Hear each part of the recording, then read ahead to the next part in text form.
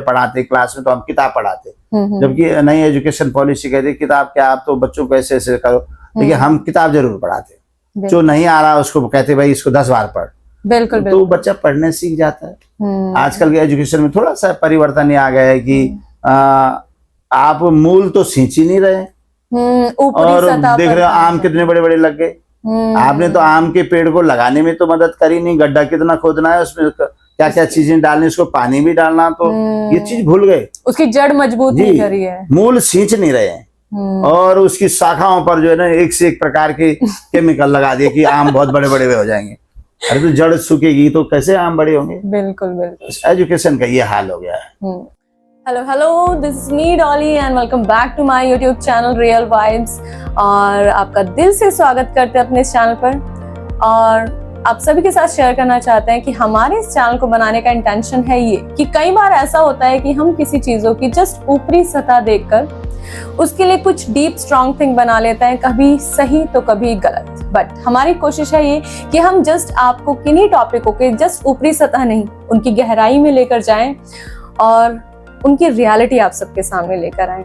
और उसके बाद आपको पॉजिटिव सोचना है या negative, choice is yours. Okay, so इसी कोशिश को कंटिन्यू करते हुए आज का पॉडकास्ट हमने प्लान किया, और आज के पॉडकास्ट के लिए हम पर्सनली बहुत ही ज्यादा एक्साइटेड हैं, बिकॉज आज का जो हमारा पॉडकास्ट है वो है हमारे भारत देश की संस्कृति और सभ्यता को लेकर। बिकॉज जैसे जैसे समय आगे बढ़ रहा है, हमारे भारत देश की जो स्पेशलिटी थी, हमारी संस्कृति सभ्यता, वो कहीं पीछे छूटती जा रही है, राइट? हम लोग उसे भूलते जा रहे हैं, हम बहुत ज्यादा अपडेट होते जा रहे हैं। अपडेट होना अच्छी बात है, बट हमारी संस्कृति, हमारी सभ्यता, वो भी बहुत जरूरी है। तो आज के इस पॉडकास्ट में हम इन्हीं टॉपिक पर बात करने वाले हैं, जिन्होंने ये एक अपने कांधों पर ये एक जिम्मेदारी उठाई है कि अपने भारत देश की संस्कृति और सभ्यता को भूलने नहीं देना है, और इसी कोशिश में लगे हैं पूरे 25 सालों से कि अपने भारत देश की संस्कृति और सभ्यता को सिर्फ अपने देश में ही जिंदा ना रखें, इनफैक्ट और देशों में भी इस सभ्यता को, संस्कृति को उजागर कर सकें।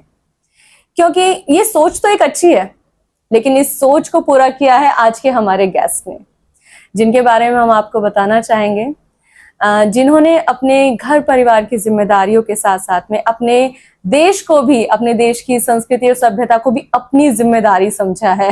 इनका नाम है doctor Sunil Dutt Thapliyal sir, and he is a professor of SBM college Rishikesh, और आवाज साहित्य संस्कृति संस्था के एक जागरूक सदस्य, जिन्होंने अपने लाइफ के काफी साल इस संस्था को दिए हैं, शुरू से बल्कि दे रहे हैं। और आज वो हमारे साथ है, और साथ है हमारे साथ उनका बहुत सारा अनुभव, जो आज हमारे साथ शेयर करने वाले हैं। सो नमस्ते सर।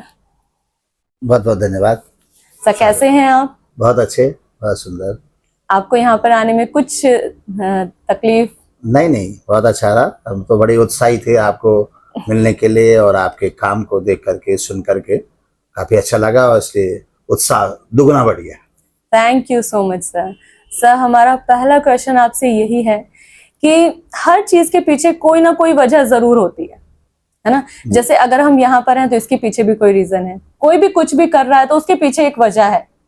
तो सर, आपसे हम पहला क्वेश्चन यही है कि आप, क्या वो वजह है जो आपने अपनी लाइफ की सारी जिम्मेदारियों के साथ साथ अपने भारत देश के इस कल्चर, संस्कृति और सभ्यता को भी आगे बढ़ाने का सोचा, और सिर्फ सोचा नहीं, उसे किया भी है?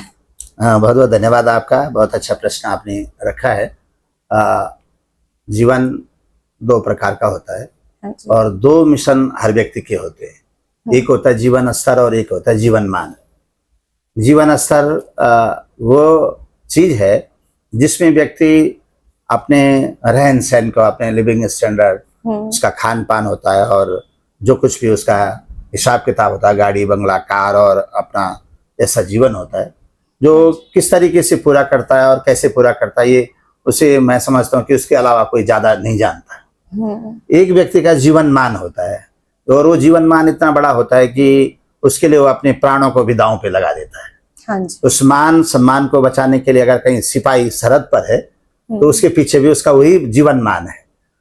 वो घर से जाता है और अपनी वतन की रक्षा के लिए कोई भी व्यक्ति अपने कर्तव्य पथ पर अगर श्रेष्ठ काम कर रहा है, अच्छा काम कर रहा है, और जिस काम से समाज को, परिवारों को और किसी न किसी व्यक्ति को, प्रतिभा को लाभ हो रहा है, और उस लाभ के माध्यम से जो उसका सम्मान लौट रहा है, वो जीवन का सबसे बड़ा उसकी उपलब्धि मानी जाती है। ये जो कार्य मैं कर रहा हूँ उसके पीछे भी केवल जीवन मान ही था। भले अगर मैं जीवन स्तर की बात करूं तो मैंने आपको बताना चाहूंगा, सभी दर्शकों को भी बताना चाहूंगा कि जीवन स्तर मेरा इतना अच्छा नहीं था।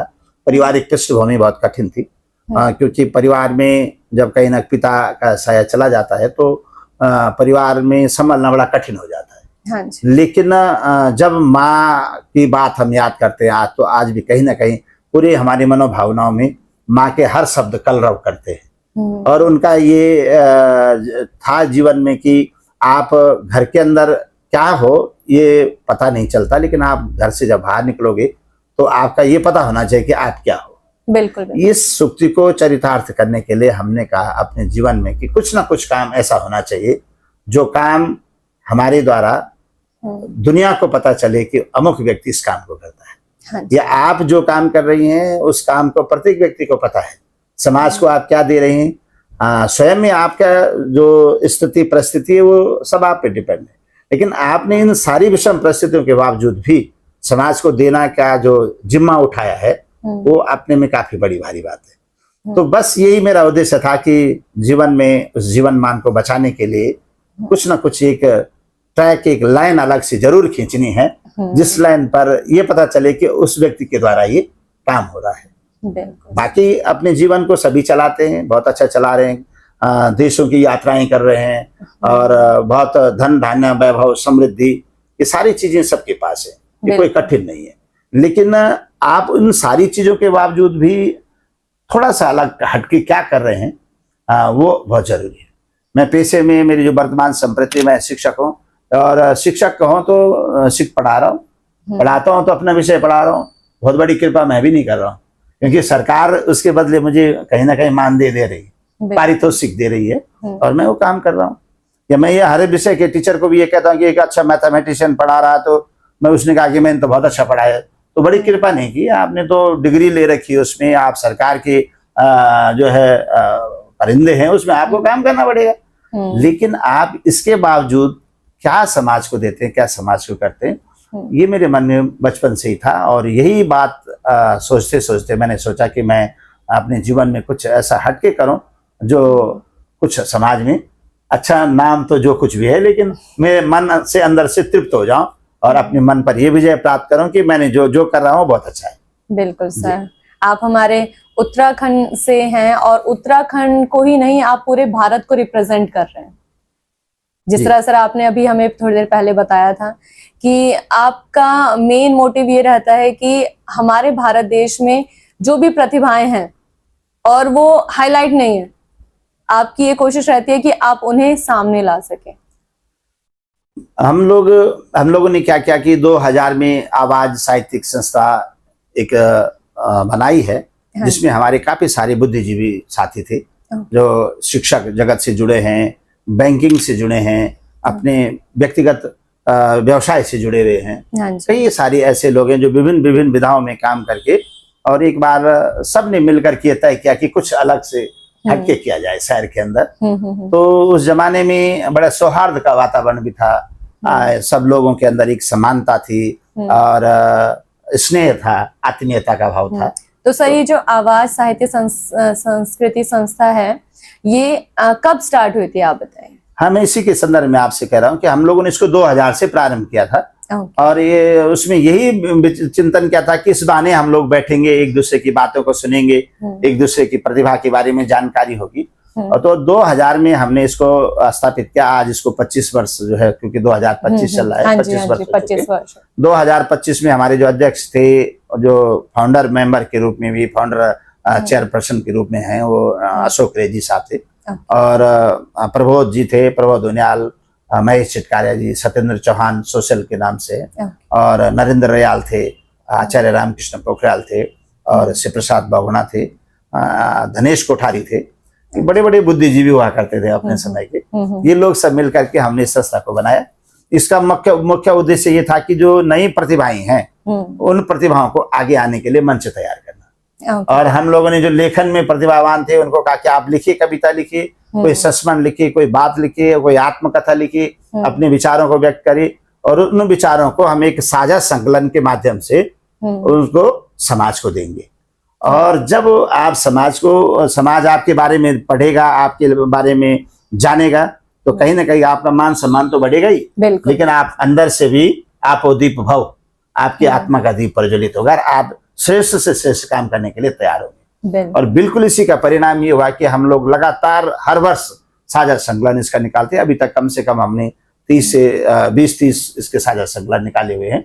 और व्यक्तिगत रूप से भी हमारे, क्योंकि सब साहित्यकार लोग हैं इसमें, अच्छे कवि हैं, वो व्यक्तिगत रूप से भी उन्होंने अपने, कई लोगों ने अपने संकलन निकाले हैं। लेकिन वो आवाज को ही नाम देते हैं। आवाज द्वारा संकलित जो भी संकलन का नाम होता है वो उसमें डाल दिया जाता है। हमारा काव्यांश प्रकाशन है आवाज का, तो भले वो हमारे सम्मानित प्रबोध उनियाल जी उसको चलाते हैं, जहाँ पूरे भारतवर्ष के बहुत जाने माने श्रेष्ठ कवि व्यक्तित्वों की पुस्तकें छपती हैं। यही ऋषिकेश में है, रेलवे रोड पर। लेकिन उन्होंने भी वो आत्मसमर्पण का जो भाव था कि हम लोगों के प्रति, आवाज के प्रति एक माँ का जैसा रिलेशन हम सबका है, क्योंकि ये हमारी माँ है, इसने हमें जन्म दिया है और इसने हमारी भावनाओं को जन्म दिया है, उसने हमारी संवेदनाओं को जन्म दिया है, वो हमें विचारों को जन्म देती है। हम रात रात भर जो है चिंतन मनन और मंथन करते हैं कि आवाज में कैसे अच्छा से अच्छा हम कर सके। तो इतनी बड़ी प्रेरणा देना आम बात नहीं थी। तो इसको हमने इस 25 वर्षों के अंदर असंख्य लोगों को इससे जोड़ा, कई लोगों को, अच्छे प्रतिभाओं को हमने मंच दिया है। और हमारे इस संस्था के माध्यम से जिन लोगों ने यहाँ सीखा वो बड़े बड़े राष्ट्रीय मंचों पर अपनी कविता पाठ करते हैं। बहुत अच्छे एडिटर के रूप में हेमंत नंदन भट्ट, जो हमारे अखिल भारतीय आयुर्विज्ञान संस्थान में हेमो के नाम से जाने जाते हैं, बहुत अच्छे कवि हैं, राइटर हैं और समसामयिक विषयों के बहुत अच्छे चिंतक हैं। ऐसे बहुत सारे लोग हमारे पास हैं। मतलब आप सबने इतना बड़ा प्लेटफॉर्म तैयार किया। जी जी जी जी, जिसके द्वारा अब लोग इतना आगे तक बढ़ चुके हैं। जी जी। लेकिन सबसे बड़ी बात है कि वो भूल नहीं रहे हैं। जी जी। वो आज भी आवाज को आगे रख रहे हैं, क्योंकि उन्होंने आवाज ने ही उन्हें एक आगे का रास्ता दिखाया। आवाज की जब बात आती है तो हमारे अंदर ऐसा आता है, पारिवारिक वातावरण आ जाता है। उसमें ये नहीं रहता, हमारे महेश चिटकारा जी SBI के मैनेजर रहे हैं, लेकिन जब वो आवाज के साथ बैठते हैं, हम जैसे आपके साथ हम बैठे हुए हैं, जब हमारे साथ बैठते हैं सब लोग, तो हम ये भूल जाते हैं कि मैं कौन हूँ। मैं डॉक्टर सुनील थपलाल हूँ, या महेश चिटकारिया बैंक मैनेजर हैं, अशोक रेजी साहब बहुत बड़े प्रवक्ता हैं, या प्रबोध उनियाल जी बहुत बड़े राइटर हैं। नहीं, हम एक मिलकर रहते हैं और एक आपसी सौहार्द, प्रेम, भाईचारा हम सब लोगों के साथ था। आवाज का सबसे बड़ा जो हमें मिला है, एक पारिवारिक वातावरण मिला है। और उसमें हमने ऐसे लोगों को जोड़ा कि जिनका शहर के अंदर कोई ऐसा मददगार नहीं था, शहर के अंदर कोई ऐसा हितैषी नहीं था, जैसे रिश्तेदारी में होता है, कोई नातेदारी में लोग होते हैं और वो मिलकर के कहीं ना कहीं सपोर्ट करते हैं। तो आवाज के अंदर जो हमारे लोग थे वो एक दूसरे को इतना स्नेह, इतना प्रेम, इतना भाईचारा और इतनी मदद सबकी करते थे कि एक परिवार का वातावरण उसमें हमने तैयार किया था। सर, हमने ये भी सुना है कि आवाज में आपका एक बहुत बड़ा रोल है कि जिस समय लॉकडाउन था तो सब चीजों, आपस में मिलना जुलना सब बंद हो चुका था, बट आपने एक नई शुरुआत करी थी उस समय, ऑनलाइन कनेक्शन मिलाया आपने। जी, जी। तो सर, आप उस चीज के फाउंडर रहे हैं आवाज में, तो आप उसके बारे में बताइए कि ये क्या है। बहुत अच्छा प्रश्न आपने किया है। उस समय स्थिति ये थी कि मैं आवाज में बहुत पहले से तो जुड़ा हुआ था ही। इस बीच में वर्धा हिंदी विश्वविद्यालय महाराष्ट्र में, पुणे में, तो उनके यहाँ मैं कुछ आर्टिकल्स वगैरह लिखता था। अच्छा। और भेजता था, उनकी मैगजीन में छपती थी। तो वो मेरे आर्टिकल्स थोड़ा मनोभावनाओं से होते थे, क्योंकि मेरा कला पक्ष मजबूत नहीं है, लेकिन भाव पक्ष मेरा बड़ा मजबूत रहता है। जब मैं कोई लेखन लिखता हूँ तो संवेदनाओं से भरा हुआ रहता है। और संवेदनाएं इसलिए होती है कि जो व्यक्ति कहीं ना कहीं प्रैक्टिकल लाइफ, उसके जीवन में कठिनाई होंगी, परेशानियां आएंगी, तो उसके शब्दों में की मार्मिकता, वो अंदर से वो उसी तरीके से जाती है। वो उस झरने से निकलते हैं जिस झरने में कहीं ना कहीं पत्थर गिरते हैं और उन पत्थरों की चोटें, उनका प्रहार जो है सहन करता है व्यक्ति, तो उससे वो शब्द तैयार होता है। तो वो कहते हैं, यार तुम बहुत अच्छा लिखते हो, इस समय कोरोना हो गया है और हम आपको 1 महीने के लिए एक प्रोजेक्ट देते हैं। तो मैं बोला सर आप क्या प्रोजेक्ट हमको देंगे? बोलता कि तुम साहित्य के लिए कुछ काम करो, लोग घरों के अंदर बंद है। इस समय स्थिति हो गई कि पूरी दुनिया का रथ का पहिया रुक गया है और लोग घरों में। हम लोगों के जीवन का सबसे बड़ा डार्क एज था वो कि वास्तव में पूरी दुनिया कमरों के अंदर बंद हो गई। क्या बात हो गई, बड़ा भय था, बड़ी चिंता थी। बोला ऐसे समय में लोगों को क्या मनोरंजन दिया जाए, क्या प्रोग्राम ऐसा दिया जाए, आप तकनीकी के क्षेत्र में कुछ सोचो। तो मैं, क्योंकि तकनीकी के बारे में मुझे वास्तव में इतना ज्ञान नहीं था, शब्दों की तकनीकी तो मुझे बहुत अच्छी आती, लेकिन ये नहीं था कि इस टेक्नोलॉजी में क्या बात कर सकते हैं। लेकिन प्रणाम करते हैं हम टेक्नोलॉजी को, विज्ञान के चमत्कार को हमें जोड़ा है, करते हैं जिसने दुनिया के साथ जोड़ा है हमें। और मैंने अपनी बेटियों से बात की तो बच्चे, नए बच्चे हैं, उनके दिमाग में उनका ऐसा करते पापा कि एक पेज बना लेते हैं। अच्छा। और उस पेज में आप सीधा सीधा उनको जोड़ करके एक लिंक होता है, जैसे हम गूगल मीट का होता है, इस तरीके से उनका वीडियो आप करके और फिर उसको आप यूट्यूब में या डायरेक्ट फेसबुक में लाइव कर दो, डाल दो उसे। ये तो बहुत अच्छा कहा, क्योंकि जब हमें कुछ पता ही नहीं था तो हमारे लिए बहुत कुछ था। और बहुत तो बेटियों ने इस तरीके से एक पेज बनाया हमने, आवाज साहित्यिक सांस्कृतिक संस्था का। और उसमें हमने अब लोगों से कैसे संपर्क किया जाए, बहुत कठिन काम था। लेकिन पहले हमने छोटे छोटे अपने लोगों को लगाना शुरू कर दिया। अच्छा। और उनको लगाया तो उनका प्रोग्राम बहुत अच्छा हो गया। तो लोग वहां से उस पर मैसेज भी डालने लगे, बहुत अच्छा। 200-250 लोग हमने उसमें जोड़े गूगल मीट के माध्यम से, और एक वीडियो तैयार करके और उसको फिर हाईलाइट करके आगे यूट्यूब में डाल करके, और बच्चों ने पता नहीं क्या क्या करा, वो काफी हाईलाइट हो गया। इस तरीके से हम 1 महीने के अंदर आवाज को काफी ऊंचाई तक ले गए। उन्होंने कहा ये तो बहुत अच्छा काम है। आप देख रहे हैं, वो लोग भी हमारे इस प्रोग्राम को देखते थे, क्योंकि उसकी वीडियो हम उनको भी भेजते थे, आज भी भेजते हैं। अच्छा। तो फिर उन्होंने कहा भाई हम आपको तो स्पेशली पारितोषिक देंगे। मैंने कहा नहीं, आपका आशीर्वाद चाहिए। पारितोषिक इसका जो जनरली इस पर जो पारितोषिक राशि व्यय होती थी, वो देते थे, वो हमें भी थोड़ा अच्छा लगने लगे। लेकिन मुझे खुद में ये लगा, मैंने कहा बच्चों, ये अपने बच्चों से ही मैंने इस चीज के बारे में डिस्कस किया अपनी पूरी टीम के साथ। टीम में भी हमारे जैसे सभी थे। उन्होंने कहा भाई अगर तुम कुछ कर सकते हो स्वयं तो कर लीजिएगा, वरना बड़ा हमारे बस में तो हम तो जानते नहीं इसमें क्या क्या क्योंकि ये न्यू टेक्नोलॉजी। भाई आप सुनील जी, आप किसी से पूछ लीजिएगा, बात कर लीजिएगा। तो मैंने कहा दुनिया को पूछने से बच्चों को पूछना जरूरी है, क्योंकि बच्चों का माइंड बड़ा फास्ट भी होता है। फिर बच्चों ने हमारे कहा कि एक अपने किसी मित्रों से बात करके उन्होंने कहा स्ट्रीम यार्ड लिंक है, स्ट्रीम यार्ड से आप जोड़ दीजिएगा। बड़ा कठिन हुआ शुरू में, और इस तरीके से हमने स्ट्रीम यार्ड लिंक बनाया। प्रत्येक स्टेट से हमने लोगों को जोड़ना शुरू किया। एक जुड़ा तो उसने दूसरे को जोड़ना शुरू कर दिया, दूसरे ने तीसरे को। तो सर अब ये कारवा बढ़ता गया। हाँ, ये जो ऑनलाइन वाला वर्क है, ये अब कहाँ तक पहुंच चुका है? इस ऑनलाइन को हमने 2019 से लेकर के अभी सतत चल रहा है। वो लगभग 6-6.5 लाख लोग हमारे कार्यक्रम को देखते हैं। और इसमें हमने पूरे भारतवर्ष का कोई भी स्टेट नहीं है जिससे न जोड़ा हो। अच्छा। हमने अगर गुजरात को जोड़ा है तो अरुणाचल से भी हमने साहित्यकार बुलाया है। अच्छा। जम्मू कश्मीर से साहित्यकार बुलाया है, तो चेन्नई, महाराष्ट्र, तमिलनाडु से, महाराष्ट्र से, केरला से, गोवा से हमारे साहित्यकार आए। हिंदी साहित्य भारती बहुत बड़ी संस्था जो काम करी, डॉक्टर रविंद्र शुक्ल जिसके वैश्विक अध्यक्ष हैं, जो तत्कालीन उत्तर प्रदेश सरकार में शिक्षा मंत्री रहे। अच्छा। और उनके माध्यम से हिंदी साहित्य भारती के हम लोग सदस्य हैं। और उत्तराखंड में हिंदी साहित्य भारती का काफी अच्छा प्रचार प्रसार था। उन लोगों को भी हमने आवाज से जोड़ा। जब वो विस्तृत वृक्ष हमारे साथ जुड़ गया तो आवाज छोटा सा पक्षी आसमान में उड़ान भरने लगा।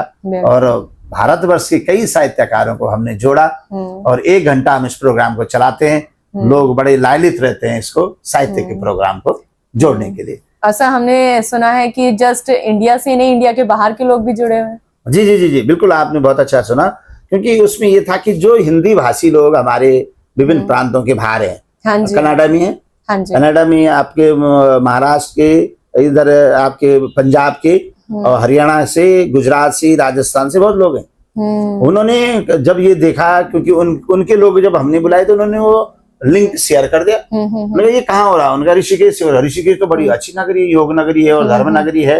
तो उन्होंने हमसे बात की। उन्होंने कहा हम भी आपसे जुड़ना चाहते हैं।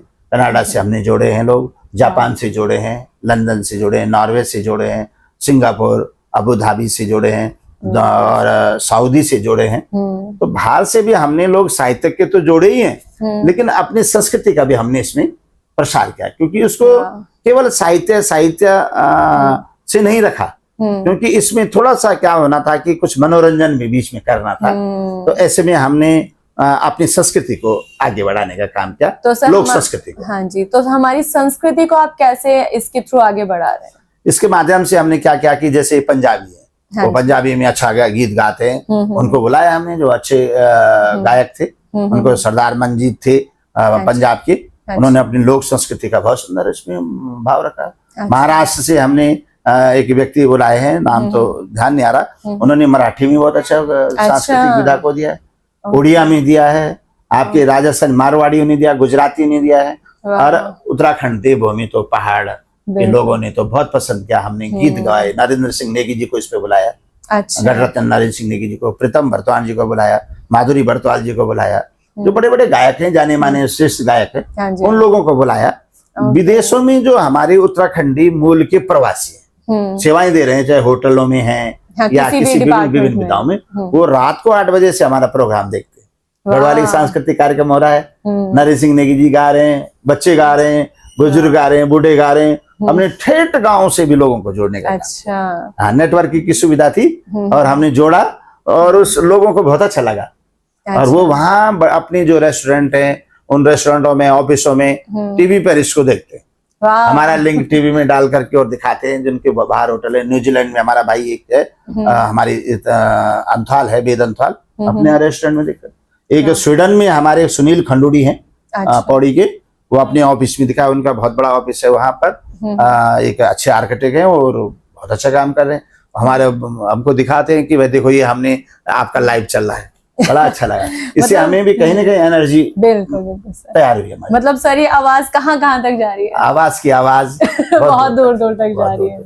आवाज सिर्फ इंडिया नहीं, इंडिया से बाहर तक जा रही है। जी जी जी। एक हमने इसमें संवाद कार्यक्रम रखा, जो बहुत ही अट्रैक्टिव कार्यक्रम था, और बड़ा लाभ भी था उसे समाज को। जो समसामयिक विषय थे, जैसे कोरोना काल में लोग कैसे घरों में रहेंगे, उनको क्या खान पान होना चाहिए। हमने बड़े बड़े डॉक्टरों को बुलाया, एम्स से हमने रविकांत जी को बुला दिया। हाँ, यस, डॉक्टर संतोष जी को बुलाया, जो संतोष डॉक्टर संतोष हैं, वो कि लोग जागृत कैसे रहें, कोरोना क्या है, कोरोना से हम कैसे बच सकते हैं, इस तरीके से बहुत सारे डॉक्टर महेश उडाल जी को हमने बुलाया, जो उसमें है हमारे न्यूरोसर्जन है, और डॉक्टर विजय धस्माना को बुलाया है। अन्य जगहों से भी हमने, दिल्ली, बम्बई से, मद्रास से, और कई सारे लोग बुलाए। आयुर्वेदाचार्य बुलाए, हमारे डी.के. श्रीवास्तव आपके जस्ट बगल में है, उनको बुलाया। और खान पान, रहन सहन, लोगों के दिमाग में कोरोना नाम की कोई बात ही नहीं आई। हमने उनका इतना जबरदस्त एंटरटेनमेंट किया कि वो इन चीजों के बारे में सोचने नहीं दिया। मतलब सर, आपने एक जगह बैठकर ही मतलब जी। लोगों को मोटिवेट कर दिया, और उनकी परेशानियों का समाधान भी दिया। जी। और एक अच्छे मतलब एक सर्टिफाइड डॉक्टर्स के थ्रू। जी, ऐसे बहुत सारी चीजों पे, शिक्षा पे बात की, न्यू एजुकेशन पॉलिसी आई, उस पे भी हमने बच्चों को भी जोड़ा है। अच्छा। हमने विषय विशेषज्ञों को भी जोड़ा है। सपोज दैट आप मैथमेटिक्स के बहुत अच्छे टीचर हैं, और हमने मैथमेटिक्स के बच्चे टिप्स क्या देंगे, आप बोर्ड के बच्चे हैं या जनरली बच्चे हैं जिसको ट्यूशन नहीं पढ़ सकता, उसको स्पेशली आप उसका ट्रैक कैसे अच्छा सा कर सकते हो, उसको कोई स्पेशल टिप्स क्या दे सकते हो। तो इससे विषय विशेषज्ञों के बच्चों के लिए भी हमने इसको, जो बच्चे छोटे हैं, अच्छा डांस करते हैं, हमने उन अपने ऋषिकेश से शुरुआत किया उसका। और उन बच्चों को काफी अच्छा बेनिफिट हुआ। यहाँ तक कि हमारे बच्चे जयपुर, राजस्थान, आपके बॉम्बे, चंडीगढ़, लखनऊ, भाई हमारी 2-3 लड़कियां यहाँ की, पावनी बहुत अच्छा गाती है, पावनी शर्मा है, बहुत सुंदर गाती है, बहुत छोटी है, 6th-7th में पढ़ती है, बहुत अच्छा गाती है। एक लड़की हमारी क्या है, रिद्धि कोहली है, बहुत अच्छा डांस करती है, आरपीएस की बालिका है, लखनऊ गई, चंडीगढ़ गई है, और जयपुर गई है, महाराष्ट्र गई, खूब पैसा भी कमा के लाई, और अच्छा खुश होगी। एक हमारे पास एक दूसरी बालिका है, बहुत अच्छा गाती है, थोड़ा स्थिति उसकी पारिवारिक अच्छी भी नहीं थी, लेकिन लोगों ने उसकी अच्छी मदद की। इसमें हमने कोरोना काल में लोगों को ब्लड डोनेट भी करवाया, जिनके लोग इधर उधर फंसे हुए हैं, उनकी मदद की है। कोरोना काल में हमारे महाराष्ट्र से लोग आ गए, उत्तराखंड में परेशान हो गए, कहाँ होंगे, क्या होंगे, हमने वो क्वारंटाइन हो गए जी, उनको व्यवस्था दी है। पारिवारिक एक परिवार का माहौल इसके अंदर तैयार किया।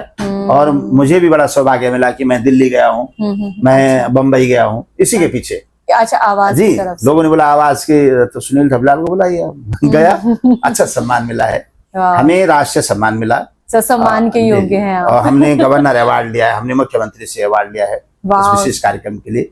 हमने शिक्षा में भी इस पे बहुत अच्छे अच्छे काम किए, एनसीईआरटी के माध्यम से भी हमें पुरस्कार मिला, क्योंकि हमें अपने एजुकेशनल प्रोग्राम को भी इस पे दिखाए।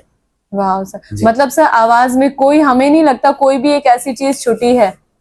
कोशिश की है हमने कि सभी चीजों को जोड़ने का, ऐसा नहीं, बातें तो बहुत सारी होती हैं, क्योंकि सेहत भी आ गई, शिक्षा भी आ गई, संस्कृति भी आ गई, और संवाद भी आ गया। जी जी जी, सारी चीजें आप मतलब एक प्रोजेक्ट में आपने सब चीजें रख ली हैं। 1 घंटे का प्रोग्राम हम चलाते थे, 1 घंटे के अंदर ये सारी चीजें होती थी। ये था कि एक दिन हम एक ही विशेषज्ञ को बुलाते थे। अच्छा। और कवियों में हम जब माना साहित्यकार हमने बुलाते थे, एक को हमने महाराष्ट्र से बुला दिया, एक को राजस्थान से बुला दिया, एक को मध्य प्रदेश से, और उसकी जितनी कैपेसिटी थी उसके अनुसार ही हम लोग करते, 5-6 लोग जोड़ते थे, और 2-2 चर कविताएं अपनी सुनाते थे, अपनी बात सुनाते थे। डॉक्टर अतुल शर्मा है, देहरादून में बहुत बड़े जन कवि हैं। अच्छा। वारे बचपन उनकी एक बहुत अच्छा संस्मरण था। हाँ, उस वारे बचपन में कई लोगों को हमने बुलाया कि आपका बचपन कैसे जाता। एक बहुत बड़ा फिलोसफर है, एक बहुत बड़ा प्रोफेसर है, और जब हम उसको बचपन की तरफ ले आए तो उसके आंसू के जो झरने हैं ना, वो सब आप समझते हैं कि प्रवाहमान हो गए। बिल्कुल बिल्कुल। हाँ, उसको अपना बचपन याद आ गया, अपने माता पिता याद आ गई, अपना वो समय याद आ गया जब वो चौक आंगन अपने गलियों में होता था। तो वो सारी चीज को लौटाने का उस प्रोग्राम का नाम था वारे बचपन। अच्छा, वारे बचपन, तो मेरा बचपन वारे बचपन। तो ऐसे ऐसे बड़े बड़े लोगों को उस पर बुलाया, तो इतने बड़े बड़े पदों पे जो जिस पदों पे विराजमान है, और वो अपने बचपन को याद करके अगर उनके संवेदनाओं का सागर उमड़ता है, ये हमारे जीवन की सबसे बड़ी उपलब्धि मानी जाती है। बिल्कुल बिल्कुल सर, जैसे आप अब इस मुकाम पर पहुंच चुके हैं कि आप एक प्रोफेसर हैं, आप मतलब आवाज के एक इतने बड़े कार्यकर्ता हैं, और हमने सुना है सर आप रेडियो से भी जुड़े हुए हैं। जी जी जी जी, हम वो जानना चाहेंगे सर। रेडियो मेरे मित्र हैं, एक राजेश पांडे सर थे जो बहुत ही वरिष्ठ पत्रकार रहे हैं, दैनिक जागरण अमर उजाला के, उन्होंने काम किया है। हम लोग भी रिपोर्टिंग वगैरह करते, क्योंकि कॉलेज से हम जुड़े हुए थे, और जो भी प्रोग्राम होते थे तो छोटी मोटी रिपोर्टिंग करके हम उनको ले जाते थे। मित्र होने के नाते उन्होंने हमारा बड़ा परिश्रम कर दिया कि भाई रिपोर्टिंग कैसे लिखते हैं, क्या करते हैं। और वो मित्र थे हमारे, उन्होंने रेडियो केदार में काम किया कई वर्षों तक, और रेडियो केदार में काम करने के बाद अचानक उनसे मुलाकात हो गई, क्योंकि अब जब क्षेत्र चले जाते, इधर उधर हो जाते हैं, तो फिर दिक्कत ये होती है कि मिलना नहीं जुलना नहीं हो पाता। लेकिन बाद में स्थिति ये आई कि एक दिन वो यही मुझे मिल गए। मैंने उनसे कहा भाई आप कहाँ काम कर रहे हो, तो बोलता मैं रेडियो ऋषिकेश में हूँ, आप आओ। तो मैंने रेडियो ऋषिकेश, क्योंकि मैं एंकरिंग वगैरह करता हूँ, मंचों का संचालन करता हूँ, प्रोग्रामों की सेटिंग करता हूँ, बड़े बड़े मंचों पर जो मुख्यमंत्री से लेकर के राजभवन से लेकर के, और तमाम जो एजुकेशनल प्रोग्राम होते हैं, पॉलिटिकल प्रोग्राम होते हैं, या कोई सोशल प्रोग्राम होते हैं, और साहित्य से जुड़ी हुई विधाएं हैं, उनमें मैं अधिकतर रहता हूँ।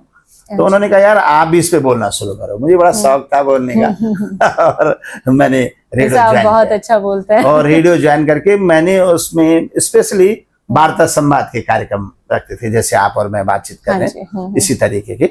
और उसके बाद तो रेडियो ऋषिकेश में भी हमने काफी अच्छा काम किया। और रेडियो ऋषिकेश से फिर राजेश पांडे जी चले गए, लेकिन मैं फिर रहा, मैं भी जाता हूँ, अभी भी जाता हूँ यदा कदा। वो मान्य अनिल चंदोला जी है, मेरे बहुत अच्छे मित्र हैं, और बड़ा सम्मान करते हैं। उनकी मैसेज है गीता चंदोला, वो आज भी कहते हैं कि आप आइए, और हम लोग जाते हैं, बहुत अच्छा लगता था। जो भी प्रतिभाएं वहां पर बुलाते थे, उनसे मिलकर के बड़ी खुशी होती थी, और वो लोग भी बहुत खुश होते थे। उनको भी एक अपनी अभिव्यक्ति की स्वतंत्रता मिल जाती थी, उसका परिष्कार मिल जाता था। अभी हम लोगों ने, मैंने कुछ दिन से रेडियो केदार में काम कर रहा हूँ, तो वहां पर भी अपने जो विशेष करके अपने स्थानीय लोक भाषा जो प्रोग्राम होते हैं, जैसे गढ़वाली हूँ मैं, गढ़वाल से हूँ, गढ़वाली में जो भी होते हैं उन चीजों को मैं अपनी लोक संस्कृति, लोक परंपरा, लोक आदर्श, लोक मान्यताएं, लोक त्योहार, वहाँ की लोक कथाएं, इन चीजों पर हम लोग चर्चा करते हैं। पलायन हो चुका है, पहाड़ के गांव खाली हो गए।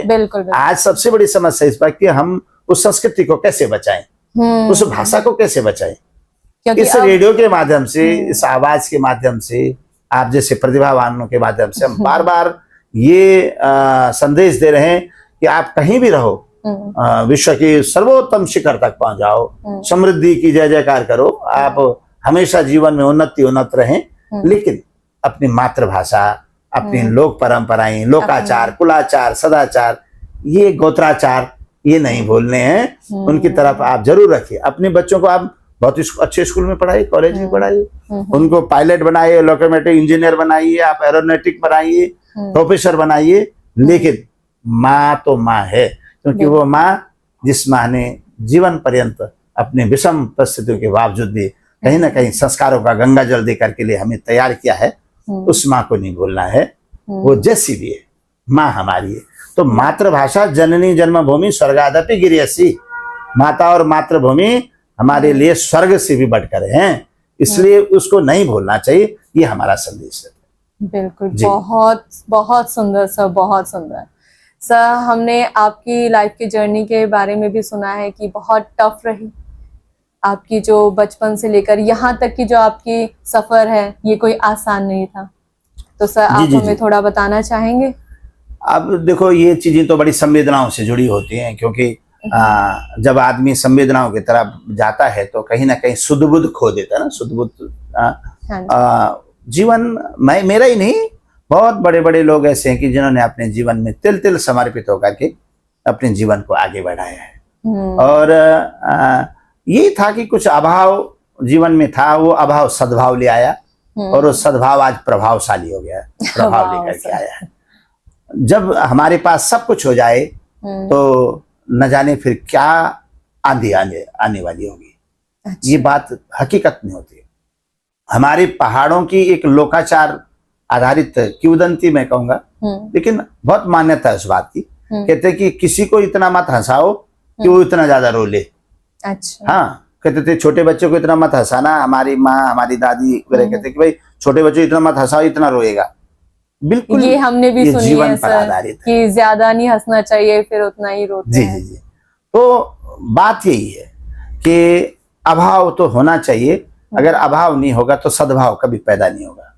हमारे पास सब कुछ है, और सब कुछ होने के बावजूद फिर हमें कुछ चीज की जरूरत ही नहीं। हमने अपनी माँ के कष्ट नहीं देखे, हमने अपने पिताजी को तिल तिल समर्पित होकर हुए नहीं देखा है। मैं आज भी क्लास के अंदर यही बच्चों से कहता, तुम्हारे पिताजी कितना काम करते? हम कहते आपके फादर क्या करते? बोला सब्जी की रेडी लगाते। आपके क्या करते? बोले मजदूर हैं। आपके क्या करते? सीमेंट उतारते। आपके क्या करते? लकड़ी का काम करते। कब आते? शाम को आते 9 बजे। कितने बजे चले जाते? 6 बजे चले जाते हैं। तब हम सोए रहते हैं। तो इतने जो बच्चा अपने माता और अपने पिता के कष्टों को देखेगा, वो बच्चा कभी अपनी लाइन से गड़बड़ नहीं होगा, बिल्कुल श्रेष्ठ मार्ग की तरफ हो जाएगा। वही चीजें हमारे साथ भी थी कि हमने थोड़ा सा कष्टों का जीवन था, अभाव का जीवन था, और माँ के साथ हम लोग रहे हैं। कभी कभी स्थिति ऐसी होती थी कि जिस चीज की मन में अभिलाषा होती थी वो पूरी नहीं होती, यहाँ तक कि खाने की भी बात। अच्छा। लेकिन आरक्षति तिष्ठति दैवरक्षितम, वो तो जीवन ही नहीं जिस जीवन में सोल ना हो। पथ में यदि सोल ना होते तो जीवन का आभास ना होता, मंजिल ही रह जाती, जीवन का इतिहास ना होता। दुनिया में उन लोगों ने रास्ते बनाए हैं जिन लोगों के जीवन में कठिनाइयां नहीं, जिनको रास्ते नहीं मिले उन्होंने ही रास्ते बनाए। क्या बात है। श्रुतं चैव यत कंटकाकेन मार्गम, सेवा के रास्ते बड़े कांटों भरे हैं। इन चुनौतियों को स्वीकार करना आम व्यक्ति के बस की बात नहीं है। जिसने अपने जीवन में श्रेष्ठता का गंगा जल लिया होगा, संस्कारों का गंगा जल। अगर मेरी माँ ने पिता के बराबर, हमारे पिताजी चले गए थे लेकिन मेरी माँ ने पिता के बराबर काम किया, तो वो संस्कार कहीं ना कहीं हम आज भी हमारे जीवन में कुछ ना होने के बावजूद भी हम हैप्पी, खुश हैं, और ऐसा लगता है कि हमारे पास सब कुछ है। आज भी अभाव है, लेकिन कई चीजों का अभाव है, लेकिन हम समझते कि हमारे पास सब कुछ है। वो बीज वो बो के चली गई है, क्योंकि संग का रंग बिल्कुल ये सबसे बड़ा होता है सर। तो यही था कि काफी कठिनाइयां थी एजुकेशन के लिए भी, और हर प्रकार की थी। अब इन चीजों पर तो काफी मन बड़ा व्यथित हो जाता है। लेकिन था, जीवन बड़ा कठिन था। यहाँ आकर के ऋषिकेश में जब हम आए, हमने अखबार बेचे। अच्छा। लगभग 2-2.5 साल अखबार बेचा है। उसके बाद कम फैक्ट्रियों में काम किया है मैंने। एरिजिना फैक्ट्री थी, RMI स्टील फैक्ट्री थी, स्टील स्टर फैक्ट्री थी, अब बंद हो गई है। गत्ता फैक्ट्री में काम किया। मेरे मित्र तो ऐसे थे कि जो जो मालिक का लड़का हमारे साथ कॉलेज में पढ़ता था, उसी की दुकान, उसी के यहाँ मैं काम करता था। उसको भी 2 महीने में पता चला कि मैं यहाँ काम करता हूँ बल्लभ फैक्ट्री में। बोला भाई तू यहाँ कैसे आ गया? मित्र था। ऐसे ही आ गया भाई, क्या करे, परिस्थितियां ले आई। तो ये हमने उसको पड़ाव नहीं समझा। तो जीवन है, आगे अपने जीवन में बढ़ना है तो जोश न ठंडा होने पाए, कदम बढ़ाता चल, मंजिल तेरे पग चूमेगी आज नहीं तो कल। बिल्कुल। बाधाओं को काट काट कर राह बनाता चल, और मंजिल तेरे पग चूमेगी आज नहीं तो कल। ये विश्वास था कि सूर्योदय जरूर होगा। उम्मीदों का जो सूर्य है वो प्रखर होगा, दिव्य होगा, भाव होगा। इसलिए हम लोगों ने संघर्ष बहुत किया है, यहाँ पर भूखे रह करके काम किया। वाह, आपने मतलब किसी काम को छोटा या बड़ा नहीं समझा? नहीं, आज भी हम कहते हैं कि एक शिक्षक होने के नाते जो काम कोई नहीं करता हूँ मैं स्वयं करता हूँ। अगर आप कहेंगे कि झाड़ू मारो, हम झाड़ू भी मारते हैं, पोछा भी मारते हैं, हम सारे काम करते हैं स्कूल के अंदर, क्योंकि हमने उन बच्चों को संस्कार भी तो देने। बिल्कुल बिल्कुल सर। अगर हम ये कहेंगे कि तुम बच्चों साफ करो, तो हमें उनके साथ खड़ा होना पड़ता है, रहना पड़ता है, करना पड़ता है। हम उनको ये कहते हैं तुम ये मत सोचो हमसे सफाई करा रहे, हमें तुम्हें तैयार करना है, बिल्कुल हर चीज आगे के लिए तैयार करना। तो इस भाव को लेके कोशिश कर, हल निकलेगा आज नहीं तो कल निकलेगा, है ना। अर्जुन सा तीर थाम ले, मरुस्थल में भी जल निकलेगा। ये बात हम कहते हैं कि असंभव कुछ नहीं है। आप जैसे प्रतिभावान है, आप तो दुनिया के लिए प्रेरणा है। नहीं, सच कह रहा हूं मैं। आत्मबल जीवन का सबसे बड़ा बल होता है। आत्मबल अगर आपके अंदर है तो आप दुनिया के अंदर बहुत बड़ी विजय प्राप्त कर सकते हैं। ये बात सत्य है। तो इसी को लेकर के जीवन था, कठिनाई तो थी, लेकिन हमने उन कठिनाई को पड़ाव नहीं समझा। अगर हमने अखबार बेचे तो कोई गाली दे देता था, कोई अपशब्द बोल देता था, लेकिन हम कहते थे यार कोई बात है, हमारा पड़ाव नहीं, क्यों उलझना है। अगर हमारी रोटी इसी से चलनी थी तो हम तब आपसे लड़ते। हमारी मंजिल दूर है, आपने कुछ और सोचा। हाँ, हमें तो बहुत दूर जाना है। और फिर हम ये कहते हैं कि हर रात के बाद होगा सवेरा, अगर दिन देखना हो सुनहरा, फूलों पे चलने से पहले कांटों पे चलना पड़ेगा। ये स्वीकारोक्ति करनी पड़ेगी। कांटे आए, जितनी कठिनाइयां जीवन में आएंगी उतने सघन हमारा बगीचे के अंदर पुष्प खिलेंगे। मतलब हम अंदर से उतने स्ट्रांग होते जाएंगे। जी, स्ट्रांग, बिल्कुल।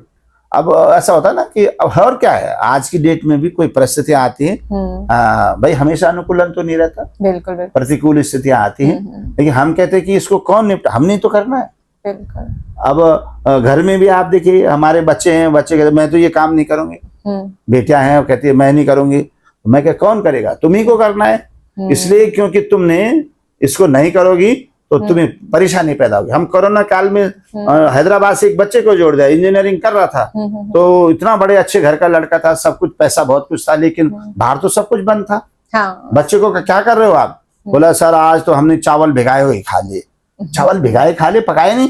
पकाना आता ही नहीं सर, सब्जी बनानी नहीं आती, खाना बनाना नहीं आता, चाय बनाने नहीं आती।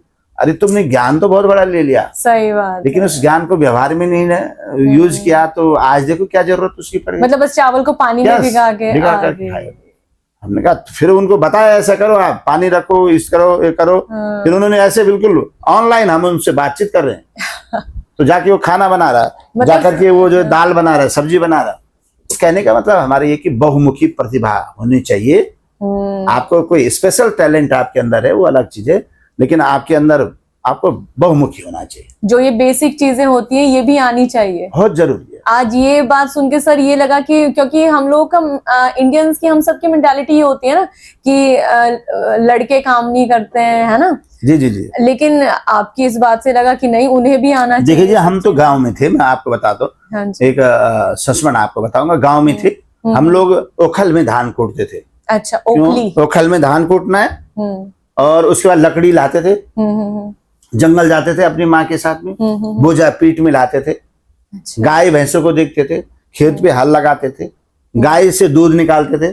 अच्छा। गाय बाहर निकालना, अंदर निकालना, गोबर निकालना, खेती का काम करना, हमको सारे काम आते। ऐसा नहीं, पूजा पाठ में बहुत बहुत ध्यान रहता था हमारा, क्योंकि हमारे पिताजी 3 काल की संध्या करते थे। अच्छा। हाँ, तो अब जब फादर त्रिघड़ी की संध्या के बोलते बड़ा कठिन काम होता, दिन में भी, सुबह भी, शाम को भी। अच्छा। तो उसका प्रभाव ऐसा था, हम अपने मस्तिष्क पर आज भी चंदन लगाते। तो हमारी माँ जब कहते तो चंदन जरूर लगाओ। आज भी हम घर से निकलते तो बच्चे कहते आपने पापा चंदन नहीं लगाया, यानी ये तिलक लगाना, ये तिलक कई जगह बचाने का काम करता है। तो कुछ मात्र मूलक संस्कार ऐसे हैं जो कहीं ना कहीं एनर्जिक होते हैं। बिल्कुल बिल्कुल। तो ये था, कष्ट हैं सबके जीवन में, लेकिन मैं ये नहीं कहता, बहुत सारे उदाहरण हम आज पढ़ते हैं, क्योंकि साहित्य क्षेत्र में रहने के नाते बहुत सारे लोगों की हमने जीवनियां पढ़ी हैं, और हमारी तो फिर भी काफी अच्छी थी, क्योंकि हम स्वस्थ थे। हाँ, बिल्कुल स्वस्थ रहे हैं, शरीर से स्वस्थ थे। तो उस शारीरिक स्वस्थता ने जीवन की दिक्कतों को किनारे कर दिया। बिल्कुल जी। शरीर फिर हम लोगों ने भी- पढ़ाई की, आगे बीए किया, एमए किया, मैंने पीएचडी की ज्योग्राफी में, अच्छा। और बीएड किया। बीएड करने के बाद फिर कष्टों का दौर तो चलता रहता है, काफी ये तो इधर उधर जिंदगी काफी भर जगह रहता गया। है सर। उसके बाद लास्ट भरत मंदिर भगवान श्री कृष्णारायण की कृपा है, और रोटी खा रहा हूँ और आप जैसे लोगों के दर्शन पा रहा हूँ। ये मेरे जीवन का मकसद पूरा हो रहा है। Thank you. जी सर, अब आपसे जो आपने स्ट्रगल बताया अपनी जिंदगी के, जी। उन सबको फेस करने के बाद आप इस जगह तक पहुंच चुके हैं कि अब आप औरों की मदद कर रहे हैं। समाज सेवा भी आपका एक हिस्सा है। अब इसमें थोड़ा सा ये हो जाता है, क्योंकि मेरे हो सकता है कि मैं, लोग समझते हैं मैं समाज सेवा से, मैं तो कुछ भी नहीं कर रहा हूँ। मैं तो ऐसा देख रहा हूँ, ऐसे ऐसे लोग हैं कि जिन्होंने जीवन अर्पण, तर्पण और समर्पण के भाव लेकर के समाज के लिए फकीरी भेष बना दिया। जिन्होंने उसने कहा कि मेरा कुछ नहीं, सब कुछ तेरा है ना। ये ना सोचो हमें क्या मिला, सोचो क्या है अर्पण। फूल खुशियों के बांटे सभी को, सबका जीवन बन जाए मधुबन। ये लक्ष्य होता है, लेकिन बाधाएं आती हैं। विशेष करके मैंने सपोर्ट करता हूँ, कोशिश करता हूँ। अब पता नहीं समाज सेवा है नहीं, लोग तो कहते हैं समाज सेवा है, पर मैं स्वयं में भी अभी अतृप्त हूँ इस मामले में कि मैं कोई समाज सेवा कर रहा हूँ। सर, आप समाज को इतना सब दे रहे हैं, तो इसे समाज सेवा ही कहा जाएगा। जी जी जी। कि आप ऑफलाइन भी, ऑनलाइन भी, जो भी रास्ता आप देख रहे हैं, आप वहां से कोशिश कर रहे हैं कि आप समाज के लिए कुछ कर सके, और आप वो बखूबी निभा रहे हैं, आप वो कर रहे हैं। और जो हमारे देश के लिए जो चीजें जरूरी है, हमारा कल्चर, हमारी संस्कृति, सभ्यता, इन सब चीजों को आप जिंदा रख रहे हैं सर। क्योंकि आज का टाइम तो ये हो चुका है, वेस्टर्न कल्चर अपना रहे हैं हम सब लोग। जी जी, बस थोड़ा ये प्रयास है। हाँ। हमारा बहुत बड़ा मेन फोकस ये है कि साहित्य से जुड़ने का मतलब था संवेदना से जुड़ना। और साहित्यकार वो होता है जो विषम परिस्थितियों के बावजूद भी अपने जीवन को निखारता है और दूसरों को प्रेरणा देता है, प्रेरणांजलि देता है। मैं साहित्यकार तो नहीं हूँ, लेकिन साहित्य का प्रशंसक जरूर हूँ। प्रशंसक के रूप में रहता हूँ। मैं स्वयं में, लोग कहते हैं आपने किताब छापी, मैं कहता मैं स्वयं ही किताब हूँ भाई। मैं किताब तो छापता नहीं, दूसरों को प्रेरणा जरूर देता हूँ, और बहुत असंख्य लोगों की मदद भी करता हूँ छापने में, उनको मंच पे लाने में, उनको आगे बढ़ाने में कि चलो आप इस विधा की हो। क्योंकि बल सबका याद दिलाना चाहिए, बिल्कुल वही बौद्धिकता है। पहले सर हमें ये लगता था कि जस्ट ये उत्तराखंड के कल्चर को प्रमोट कर रही है आवाज साहित्य संस्कृति संस्था, बट अभी आपकी बातों में हमें पता चला कि हमारे पूरे भारत का कल्चर प्रमोट कर, जी जी जी, हमने सभी स्टेट को जोड़ा, पंजाब, हर एरिया का कल्चर आप लोग प्रमोट कर रहे हैं। जी जी, ये कितनी बड़ी बात है। मतलब कोई भी अपने कल्चर से दूर ना रहे। एजुकेशन में भी हम लोगों ने बहुत काम किया अपने स्वयं। अच्छा। क्योंकि मैं टीचर होने के नाते मैंने स्काउट गाइडिंग में भी बहुत काम किया है। यहाँ पर भी कावड़ में और विभिन्न प्रकार के प्रोग्राम ऋषिकेश नगरी में होते हैं। उनमें हमारे स्काउट गाइड, एनसीसी, एनएसएस और हमारे रेड क्रॉस, ऐसी विधाएं हैं। मैं पर्टिकुलर किसी विधा में नहीं हूँ, लेकिन मैं सभी विधाओं में हूँ। अच्छा, आप सबके साथ आप किसी एक से नहीं जुड़े। हमारा दृष्टिकोण है कि जहाँ कम वहाँ हम जहाँ कम वहाँ ये सूक्ति चरितार्थ करते। और मैंने स्काउट गाइडिंग में काफी ट्रेनिंग की है। अच्छा। यहाँ तक कि बेसिक के बाद एडवांस किया, एडवांस के बाद जो है बैच इंस्ट्रक्टर की ट्रेनिंग पंचमढ़ी से किया है। हमने 33 प्रकार की तालियां बनवाई हैं। 33 या 33 क्लब जब करते हैं इस तरीके से तालियां बजाते हैं। हमने तो उसके महत्व को बताया। और हमारे नेशनल ट्रेनिंग सेंटर जो स्काउट गाइडिंग का है, उन्होंने उसको स्पेशल तैयार किया, उसकी बुक, जो आज भी विशेष करके स्काउट गाइडिंग के शिविरों में तालियां बजाई जाती। 33 और जब हम भी अपने कॉलेज में तालियां बजाते तो लोग बड़े खुश होते हैं। तो वाह। ये 33 ताली बजाई हमने। कुछ नवाचार एजुकेशन पे हमने कुछ नवाचार दिया है, उससे अभी हमें एक पुरस्कार भी मिला, राष्ट्रीय पुरस्कार नवाचार। वाह सर, उसमें क्या होता है सर, आप बताइए। नवाचार में बच्चों को नई नई चीजें सीखना, किताबी ज्ञान के अलावा और क्या हो सकता है। और खेल other खेल में activities? ज्ञान देना, अच्छा। खेल खेल में ज्ञान देना, ये अच्छा। बात है। ओके, वाह सर। हाँ। मतलब आप जस्ट एक प्रोफेसर तक सीमित नहीं है। अपने विषय तक नहीं, बल्कि हम हर चीज को लेकर के चले हैं। बिल्कुल। प्राइमरी एजुकेशन से लेकर के और हायर एजुकेशन तक भी हम बच्चों को मोटिवेट करते रहे।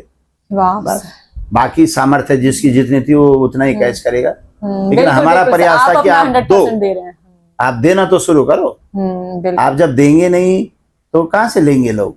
बिल्कुल। क्लास के अंदर भी हम कहते हैं, यही कहते हैं कि भाई आप कक्षा के अंदर जा रहे हैं, आप लगना चाहिए मैं कक्षा से बाहर जब आया कि मैंने यहाँ कुछ दिया। बिल्कुल बिल्कुल। अभी कितनों ने इसको लिया, अर्जन कितनों ने किया, वो छोड़ो, ये उनका, मैंने ये कितना उनकी किया। मेंटालिटी है। जी जी जी, हाँ। ये उनका काम है। हाँ। जी। लेकिन आपने तो सबको बराबर बांटा ना। हमने बराबर बांटा कहीं भी। हम तो अगर 6 की क्लास भी पढ़ा रहे हैं तो ऐसा सोचते हैं कि MA की क्लास पढ़ा रहे हैं। अच्छा। वो व्यवहार उनको देते हैं, प्रेम स्नेह सौहार्द बच्चों को, कि भाई आपको इसी तरीके से जिस मेहनत से, क्योंकि ऊंची बड़ी क्लास को पढ़ाने में मेहनत करनी पड़ेगी। बिल्कुल बिल्कुल। छोटी क्लास को भी उसी रूप से पढ़ाते, उसी मेहनत से जिस तरीके से बड़ी क्लास पढ़ाई। तो उसका परिणाम ये रहा कि हमने नवाचार के अंदर बच्चे को छोटे छोटे टिप्स बना करके, छोटे छोटे खेल, बच्चों के जो ज्ञानात्मक खेल थे जिसमें और चीजें छूट करके खेलों की तरफ जाएंगे, सीखेंगे भी खेलेंगे भी। उसमें शारीरिक मानसिक बहुमुखी विकास, सर्वांगीण विकास बच्चे का होता है। बिल्कुल। तो इस तरीके से काम किया तो काफी सारे बच्चे जो पढ़ने लिखने के लिए, आज भी हम जब पढ़ाते क्लास में तो हम किताब पढ़ाते, जबकि नई एजुकेशन पॉलिसी कहते किताब क्या, आप तो बच्चों को ऐसे ऐसे करो, लेकिन हम किताब जरूर पढ़ाते। जो नहीं आ रहा उसको कहते भाई इसको 10 बार पढ़। बिल्कुल तो बच्चा पढ़ने सीख जाता है। आजकल के एजुकेशन में थोड़ा सा परिवर्तन ये आ गया है कि आप मूल तो सींच ही नहीं रहे, और देख रहे हो आम कितने बड़े बड़े लग गए। आपने तो आम के पेड़ को लगाने में तो मदद करी नहीं, गड्ढा कितना खोदना है, उसमें क्या क्या चीजें डालनी, उसको पानी भी डालना, तो ये चीज भूल गए। उसकी जड़ मजबूत नहीं करी है, मूल सींच नहीं रहे हैं, और उसकी शाखाओं पर जो है ना एक से एक प्रकार के केमिकल लगा दिए कि आम बहुत बड़े बड़े हो जाएंगे। अरे तो जड़ सूखेगी तो कैसे आम बड़े होंगे। बिल्कुल बिल्कुल। एजुकेशन का ये हाल हो गया है। और आप अभी भी फोकस कर रहे हैं बेसिक पर। जी, हमारा कहना है मजबूत होना चाहिए। अब आप सोचे ना, एक 6 का बच्चा हमारे पास आ रहा है, हाँ जी। और उसको किताब ही पढ़नी नहीं आ रही हिंदी की। अरे आप कहाँ से पढ़ गए, हम फलाने पब्लिक स्कूल से आए। अरे क्या पढ़ा तुमने, तुम्हें पढ़ना ही नहीं आ रहा। अब जब बच्चे, भाई सारा कुछ तो बच्चे से शुरू है। बिल्कुल। उस बच्चे को जब आ का बा कुछ नहीं आ रहा है, उसको उच्चारण करना नहीं आ रहा, उसको अक्षर मिलाने नहीं आ रहे, उसकी मात्राओं का ज्ञान नहीं है, उसको छोटी मात्रा बड़ी मात्रा, उसको प्रोनाउंसिएशन स्टैंडर्ड के हाल है जी, उसको उच्चारण समझ में नहीं आ रहा, तो आप उसको आगे ले जाकर के क्या करना है। बिल्कुल। लेकिन आप उसके फंडामेंटल जो बेस है, उस बेस को मजबूत बनाइए, आगे वो अपने आप देखता है, आगे पढ़ाने की जरूरत नहीं उसे। उसकी बौद्धिकता बढ़ेगी, प्रखरता बढ़ेगी, उसका कौशल डेवलप होगा, अपने आप काम करेगा। बिल्कुल जी। जब बेस मजबूत होगा तभी तो आगे बढ़। जी जी जी जी, बिल्कुल सही कह रहे हैं आप। लेकिन अगर हमारा शुरुआती कमजोर है, आगे तो बहुत ही मुश्किल होगा। नहीं, प्रयास कर रहे हैं, सरकारों के माध्यम से प्रयास हो रहा है, संस्थाएं प्रयास कर रही हैं। सरकार ने जो एजुकेशन के क्लासिफिकेशन कर दिया है, उसको उस हिसाब से मुझे लगता है कि चिंतन होगा, जागृत होगा। हमारे यहाँ का जो एजुकेशन है थोड़ा सा हमारी भावनात्मक शिक्षा भी है ना। अच्छा। हम अरण्यक वनों में हम जो है कहीं ना कहीं गुरुकुल पद्धतियों की शिक्षा की बात करते थे। आज की शिक्षा एजुकेशन मात्र व्यवसायीकरण है। आज की शिक्षा पैसा मांगती है, पैसा कमाना है, आप कैसे भी कराओ, साम दाम दंड भेद।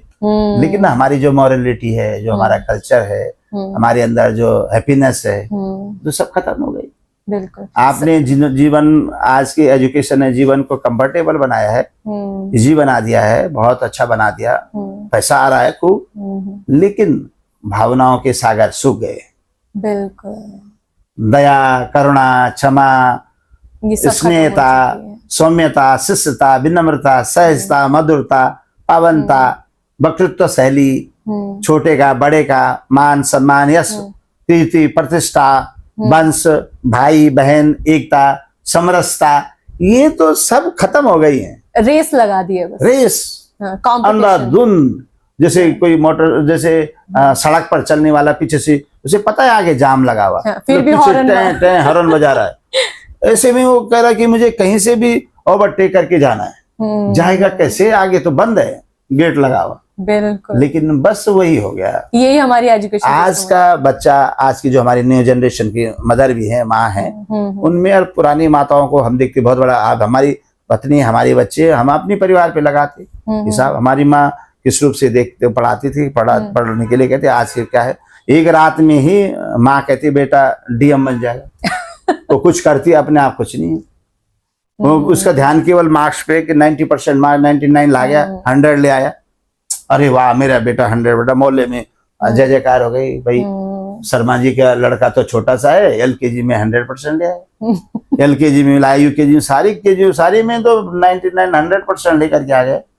लेकिन उसका रिजल्ट कहाँ गया? शर्मा जी का बच्चा घर आता है और घर से माँ उसको इतना बोझा लेकर के ट्यूशन भेज देती है, 5 विषय का ट्यूशन दे दिया, उसका बचपन छीन लिया, वो खा नहीं पा रहा, उठ नहीं पा रहा, खेल नहीं पा रहा। और अगर 95% 99 में से अगर 0.1 भी कम हो गया तो माँ ने उसको पनिशमेंट देना शुरू कर दिया। बिल्कुल। उसके दिमाग में बोझ भर दिया और इतना बोझिल हो गया कि वो ब्रेन हेमरेज का शिकार हो गया। इसी वजह से सर बच्चे तक डिप्रेशन में जा रहे हैं। बिल्कुल, वो फ्रेशनेस नहीं है, उन्होंने उसकी स्वतंत्रता नहीं दे रहे हैं। इतना प्रेशर उनके दिमाग में मात्र एजुकेशन ये है कि ये बस इसको 90% आना, दया नहीं है, क्षमा नहीं है, बिल्कुल है ना? क्योंकि कल तुम्हें भी वही मिलेगा जो तुम आज दे रहे। बिल्कुल। पुराने जमाने में ये होता था, फैमिलियों में बहुत सारे परिवार में सदस्य होते थे, चाचा भाई होते थे, बहनें होती थी और पूरा परिवार था। हम बड़े बड़े महापुरुषों को देखते हैं, महात्मा गांधी की बात करो, लाल बहादुर शास्त्री की बात करो, आप विनोबा भावे जी की बात करो, आप सुभाष चंद्र बोस की बात करो, विवेकानंद जी की बात करो, आप रविन्द्रनाथ टैगोर की बात करो, बंकिम चंद्र चटर्जी की बात करो। ये 12-12, 14-14 भाई बहन हुआ करते थे। हाँ। एक अच्छा साइंटिस्ट हो गया, एक भाई अच्छा साहित्यकार हो गया, एक भाई अच्छा नेता हो गया, एक भाई घर का बहुत अच्छा अपने माता पिता का अच्छा सेवाकार हो गया। आज के जमाने में तो ऐसा कुछ है ही नहीं। अब तो एक नई पीढ़ी तो एक क्या, अब तो कई ऐसे कि ना हो तो ठीक ही है, हमारा जीवन चल रहा है, आनंद है, क्या जा रहा है, छोड़ो। बिल्कुल सर, दुनिया बहुत प्रैक्टिकल हो गई है। जी बहुत ही ज्यादा, वैभवता, संपन्नता सब कुछ आई है, लेकिन हमारा उद्देश्य यही है कि हम लोगों को सचेतक के रूप में काम करें, लोगों को जगाने का काम करें। वो भावनाएं खत्म हो चुकी हैं, भावनाएं खत्म, लोग फाइनेंशियली बड़े हो गए हैं। जी। लेकिन हमें लगता है सर, बड़े का मतलब होता है बड़ा, मतलब जिसमें गहराई हो जी, बहुत सारी चीजें समा सके। लेकिन अब तो किसी के अंदर कोई गहराई नहीं है, कोई इमोशन नहीं है, सब्र नहीं है। आप किसी को बोल के देखो तो आपको ही पीटना शुरू कर देगा। बिल्कुल, समझ नहीं रहे हैं चीज को। पुराने समय में छोटे बड़े का था, हमारे घरों में बड़ों का छोटों का मान सम्मान का था। आज ऐसा कुछ नहीं है। इस संस्कृति का जो पॉल्यूशन है, प्रदूषण है, इसको बचाने की बहुत सख्त जरूरत है। हम यही कहना चाहेंगे इन चैनलों के माध्यम से और समाचार पत्र पत्रिकाओं के माध्यम से, जितने भी सिस्टम आ रहे हैं, कम्युनिकेशन के सिस्टम आए हैं, बहुत अच्छे आ गए, दुनिया से हम जुड़े हैं। अब मोबाइल की क्रांति आई है तो हम 7 समंदर को हमने अपने हथेली में रोक दिया है। बिल्कुल। लेकिन इसका यूज सही हो तो बहुत अच्छा है। लेकिन आज भारत के अंदर कहीं ना कहीं हम लोग इस तकनीकी की वजह से हमारे बच्चे बीमार हो रहे हैं, अस्वस्थ हो रहे हैं, उनके दिमाग, उनके मस्तिष्क खराब हो रहे हैं, शरीर के अंदर उनकी जो पावर होती है, प्रोटेक्शन आर्मी खत्म हो चुकी है, इम्यूनिटी खत्म हो चुकी है, उनकी रेजिस्टेंस पावर, प्रतिरोधक क्षमता डेड हो चुकी है, समझने की क्षमता खत्म हो गई। समय से पहले उनको ऐसी बीमारियां हो रही हैं कि आपने सुना होगा 18 साल के बच्चे को हार्ट अटैक हो गया, ब्रेन हेमरेज हो रहा है, हमारा नर्वस सिस्टम काम नहीं कर रहा है, उसको पैरालिसिस का अटैक पड़ गया है, जबान खत्म हो गई, श्रवण शक्ति चली गई है, मानसिक जो है तनाव बढ़ गया है, उसको बार बार जो है कई परेशानियां खड़ी हो रही हैं। सर ये क्या, ये हमारे लाइफस्टाइल का वजह से लगता है हमें, क्योंकि हम जब छोटे थे हम धूप में भी खेले हैं, मिट्टी जी। में भी खेले हैं, हर मौसम में हम बाहर खेले हैं, बारिश में भी। लेकिन आज का टाइम ये हो चुका है कि हम अपने बच्चों को बाहर ही नहीं निकलने देते। अभी डेंगू, अभी कल एक रिपोर्ट हम देख रहे थे कि जो डेंगू है इतना फैल गया, लेकिन जो बंकर के अंदर सो रहा है बच्चा, हाँ। लेबर का बच्चा रेलवे प्लेटफॉर्म के अंदर नीचे नारदाना जिसको बोलते वहां सो रखा है। हमारे जो देखते आप सड़क के किनारे रहने वालों के बच्चे बीमार, उनको कोरोना किसी को नहीं हुआ। जो घरों के अंदर एसी के अंदर थे उनको कोरोना हो गया। ये भी क्या है, क्योंकि उनकी बॉडी, उनका शरीर, उनमें उनका इम्यूनिटी है, अनुकूलन, एडोप्टेशन उसी तरीके का है, उनकी इम्यूनिटी पावर स्ट्रांग है अभी। तो ये सारी चीजें करती, इन चीजों को जगाने की आज जरूरत है। और हम तो यही कहेंगे कि आप समृद्धि के ऊंचाइयों को छुएं और धन दौलत, ऐश्वर्यता, वैभवता, प्रतिष्ठा, यश, कीर्ति ये दिए आपके महलों में हमेशा हमेशा प्रज्वलित रहें, लेकिन अपनी जो मूल भावनाएं हैं, मूल जड़ है, उनका सम्मान जरूर करिए। ये हमारा मुख्य उद्देश्य है। और हम जिन 5 तत्वों से मिलकर बने हैं, हम उनसे ही अलग करके बैठे हैं अपने आप। जी जी जी। धरती, मिट्टी तो हमें बिल्कुल बुरी लगती है, दूध, पानी, इन सब चीजों से हम बिल्कुल अपने आप को हटाकर एक एसी के रूम में अपने आप को सेफ फील कर रहे हैं। तो ये तो बहुत ही मतलब हम बहुत गलत कर रहे हैं। आगे के जनरेशन का तो मतलब हाल बहुत बुरा होने वाला है इस तरह से। चिंतन जागृत करने की बात है, लोगों को जगाना पड़ेगा।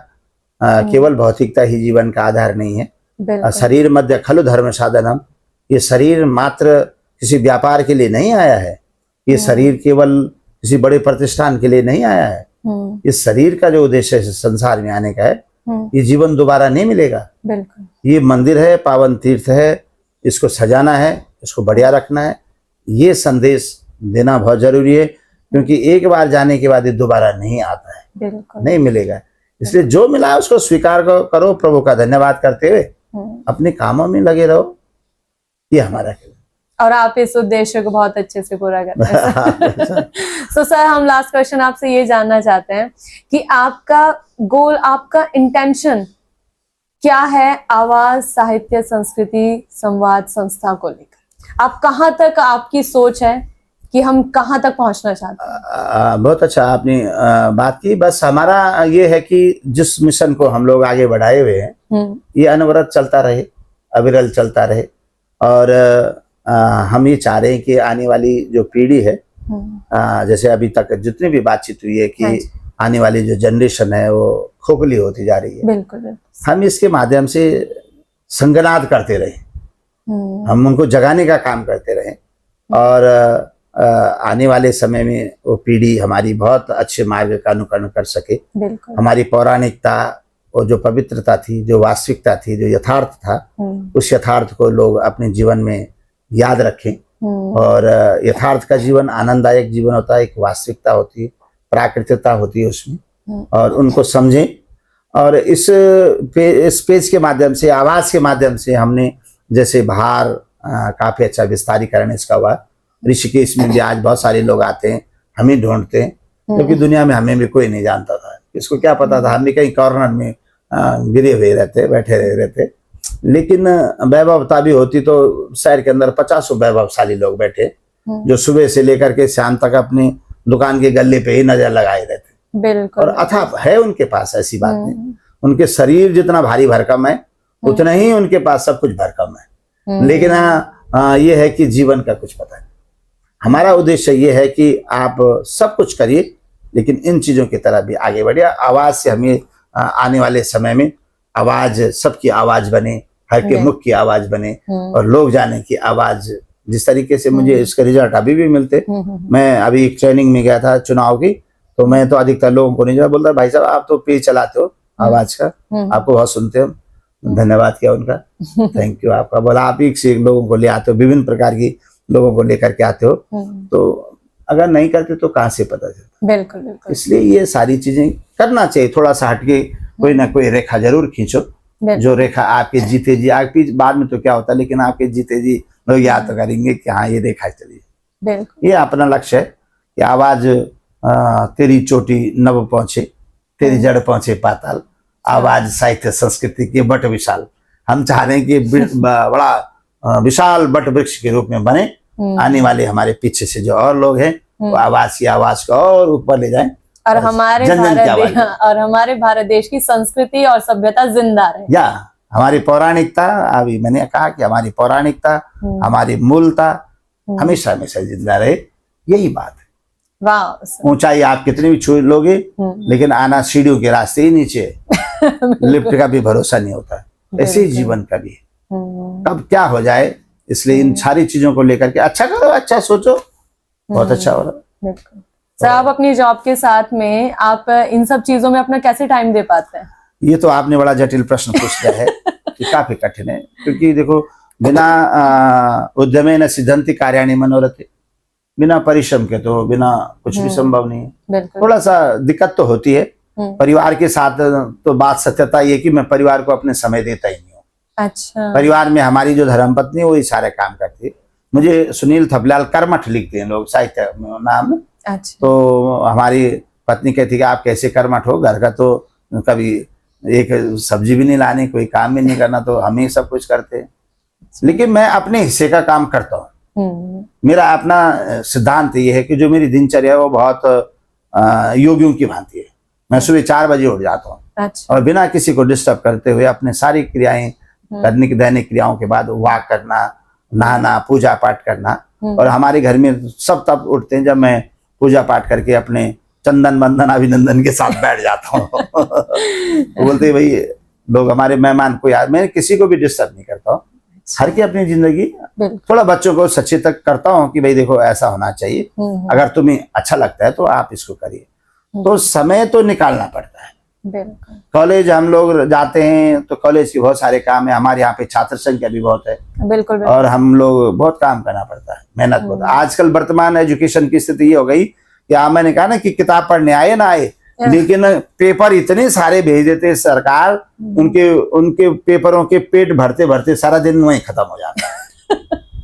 अब उसका दो, बच्चे का कि जातियों का दो, अब उनके माता पिता का दो, अब उनके बैंकों का दो, कितनों के खाते हैं, अब उनके ये दो वो दो, ये कितने मिड डे मील में खाना खा रहे हैं, कितनों का क्या हो रहा है, कितना, यही काम रह गया। मतलब एजुकेशन सेकेंडरी हो गया। एजुकेशन सेकेंडरी, जो मेन चीज है वो तो मिल ही नहीं रहा। हम कई बार लड़ते हैं गोष्ठियों में, मीटिंगों में कि भैया आप मूल पे काम करो ना, मूल पे काम करो। हमको कहते हैं आप स्काउट के टीचर, हमने स्काउट के संगठन, पूरे संगठन आयुक्त के रूप में रहा हूं मैं। अच्छा। अपने डिस्ट्रिक्ट देहरादून के अंदर मैं लड़ जाता था। स्काउटिंग की किताब होती थी वो भी बंद कर दी। अच्छा। स्काउट का एक टीचर शाम को एक पीरियड लेता था, एक्स्ट्रा पीरियड, वो भी बंद कर दिया। वो अपने आप एडजस्टमेंट करो। अरे तुम स्काउटिंग को कह रहे हो कि इसको हिमालय के पर्वतों पे पहुंचाओ, और यहाँ तुम उसको एक सीढ़ी भी ऊपर नहीं चढ़ने दे रहे हो, कैसे हो? समय नहीं दे रहे हो, टीचर को वक्त नहीं दे रहे हो, कैसे चलेगा? तो मेरे कहने का मतलब, मैं आज भी ये कहता हूँ कि हमको पहले मूल अपना सींचना चाहिए। हमें वो डाई तैयार करनी है, वो आकार तैयार करना है, जो आकार हमेशा हमेशा उसके मन और मस्तिष्क पर रहे। ये आकार अगर आप तैयार कर लोगे तो मैं समझता हूँ कि दुनिया की सबसे बड़ी साधना आप करें। तो यही रूप है कि परिवार को समय देना है, देते हैं, समस्या आ जाती तो देते हैं। फिर सामाजिक गतिविधियों में, साहित्यिक गतिविधियों के कार्यक्रमों में ये होता है कि अब आपने कहा कि हमारा ये काम होगा, तो आप भी कितनी देर से बैठे, जितने भी पूरी टीम आपकी लगी हुई है, सब बैठे पड़े, तो यही समय होता है। हाँ जी। लेकिन मैंने भी सोचा कि तेरी खुशबू में कितने का दम है, मैंने भी उसको छोड़ना ना बंद किया, सूंघना ना बंद किया। वाली बात है कि उस खुशबू को लेने का जो हिसाब है उसको बंद मैंने भी नहीं किया। इसलिए नहीं किया कि मेरा हॉबी है। बिल्कुल। तो ये बात अपने काम के साथ साथ में सब चीजों में करना चाहिए। अपने आप को आपने अच्छे से जोड़ के रखा है। हमने तो संघर्षों से ही लक्ष्य शिखर को पाना है, और विध्वंसों के तांडव में भी गीत सृजन का गाना है। हाँ, कितनी भी परेशानी आ जाए लेकिन गुनगुनाना नहीं छोड़ना चाहिए। आप गाइए, गुनगुनाइए, क्योंकि ये जीवन दोबारा कभी नहीं मिलेगा। बार बार अपने को कोसना, बार बार गिरना, बार बार अपने मस्तिष्क में कीचड़ भर देना नहीं। स्वच्छ और साफ रहे, पवित्र मंदिर की तरह। मैंने कहा ना, शरीर मध्य खलु धर्म साधनम, बिल्कुल दोबारा नहीं आएगा। शरीर के अंदर ही परमेश्वर सब कुछ है। आपको इतना बड़ा सब कुछ दे रखा है भगवान ने। जो है उसका धन्यवाद नहीं करेंगे, जो नहीं है उसकी लालसा रहेगी, लेकिन मैं कहता हूँ उसका धन्यवाद करो जो तुम्हारे पास है। बिल्कुल। तो ये हमारी दिनचर्या ऐसी होनी चाहिए, स्वस्थ मस्त होना चाहिए, अच्छी सोच रखो, कर भला हो भला अंत भले का भला।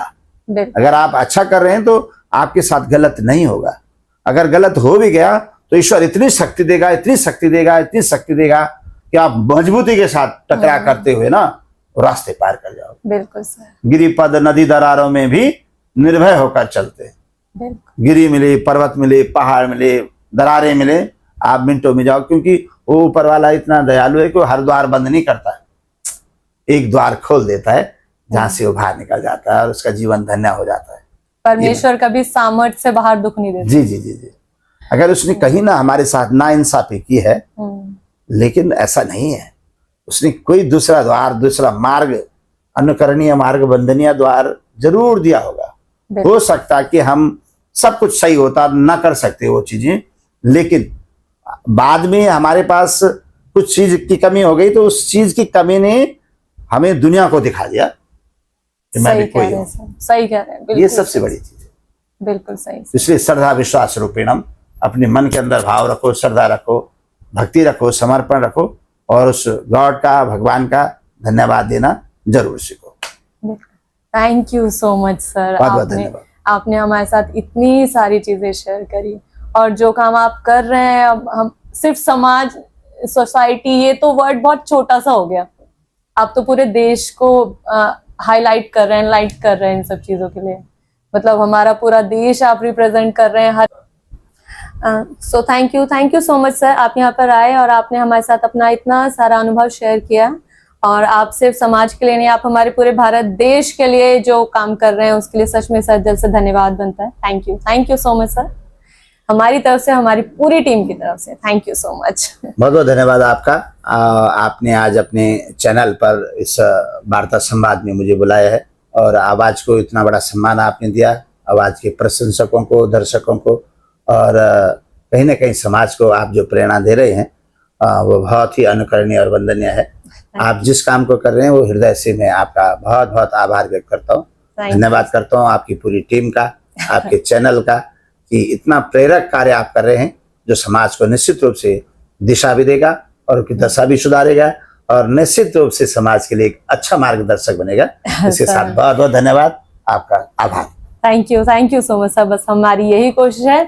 सो आज का हमारा वीडियो हम यहीं पर समाप्त करते हैं, बट करने का तो मन नहीं है, लेकिन फिर भी करना पड़ेगा। एंड आई होप आप सभी को आज का हमारा वीडियो बहुत अच्छा लगा होगा, बिकॉज हमें पर्सनली बहुत ही ज्यादा मजा आया आज के कन्वर्सेशन में, एंड आई होप आप सबको भी आया होगा। सो आज के लिए बस इतना ही। So if you like my video, so do subscribe, like, share, comment my YouTube channel real vibes. Okay, bye bye. परमेश्वर आपको बहुत आशीष दे।